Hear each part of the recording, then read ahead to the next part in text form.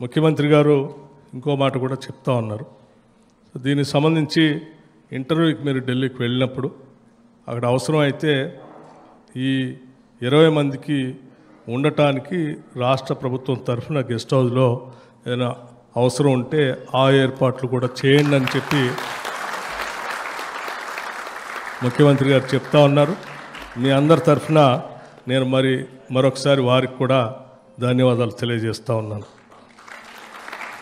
అట్లాగే మిత్రులారా, సింగరేణి కాలనీస్ సంబంధించి ఇదొక అంశం అయితే, సింగరేణి కాలనీస్ సంబంధించి సరే గతంలో ఉన్నటువంటి ప్రభుత్వ అధినేతలు సింగరేణి గురించి ఎలా చెప్పుకొని దాన్ని వాడుకొని వాళ్ళు ఏ రకంగా లబ్ధి పొందారో మీ అందరికీ తెలిసిందే. సరే ఆ విషయాల్లోకి మేము లోతుగా వెళ్లకుండా ఒకటి మాత్రం చాలా స్పష్టంగా చెప్పదలుచుకున్నాం. సింగరేణి కాలనీస్ అనేది తెలంగాణ రాష్ట్రానికి తలమానికం లాంటిది.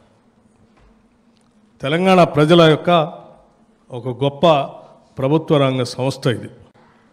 దీన్ని కాపాడుకోవటం, ఇందులో పనిచేసేటువంటి వాళ్ళందరి క్షేమం గురించి ఆలోచన చేయటం, అట్లాగే వారి భవిష్యత్ తరాలకు సంబంధించి కూడా సింగరేణి కాలనీకి సంబంధించి పునాదులు వేయటం అనేది మా అందరి బాధ్యతగా మేము భావిస్తూ ఉన్నాం.